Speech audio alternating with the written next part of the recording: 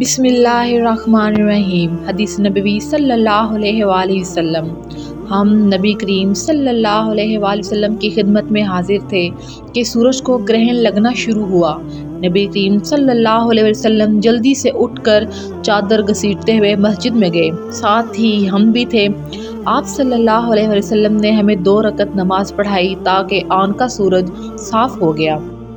پھر آپ صلی اللہ علیہ وآلہ وسلم نے فرمایا کہ سورج اور چاند میں گرہن کسی کی موت اور ہلاکت سے نہیں لگتا، بلکہ جب تم گرہن دیکھو تو اس وقت نماز اور دعا کرتے رہو جب تک گرہن کھل نہ جائے۔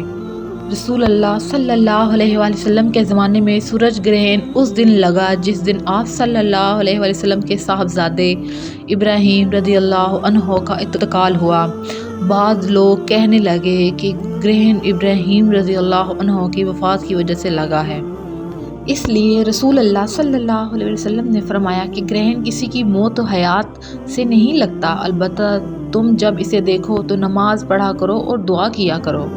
جب رسول اللہ صلی اللہ علیہ وسلم کے زمانے میں گرہن لگا تو یہ اعلان کیا گیا کہ نماز ہونے والی ہے۔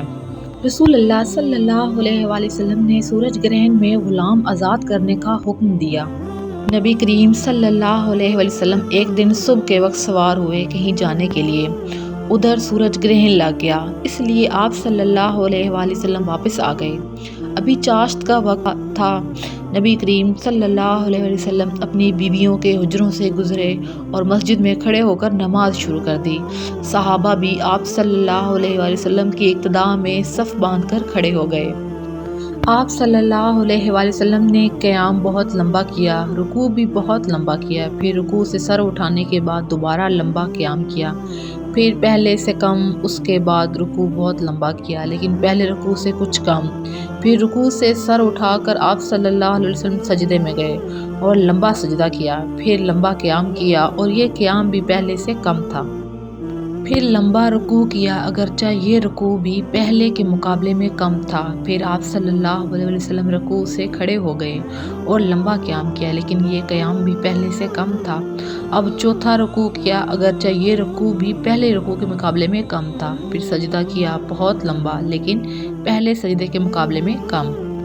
نماز سے فارغ ہونے کے بعد جو کچھ اللہ تعالیٰ نے چاہا، رسول اللہ صلی اللہ علیہ وسلم نے ارشاد فرمایا، پھر لوگوں کو سمجھایا کہ قبر کے عذاب سے اللہ کی پناہ مانگیں۔ رسول اللہ صلی اللہ علیہ وآلہ وسلم نے فرمایا، سورج اور چاند میں گرہن کسی کی موت کی وجہ سے نہیں لگتا، البتہ یہ دونوں اللہ تعالیٰ کی نشانیاں ہیں، اس لیے جب تم گرہن دیکھو تو نماز پڑھو۔ حضرت ابن مسعود رضی اللہ عنہ بیان کرتے ہیں کہ رسول اللہ صلی اللہ علیہ وآلہ وسلم نے فرمایا، اللہ اس شخص کے چہرے کو تر و تازہ رکھے جس نے میری حدیث کو سنا، اسے یاد کیا، اس کی حفاظت کی اور پھر اسے آگے بیان کیا۔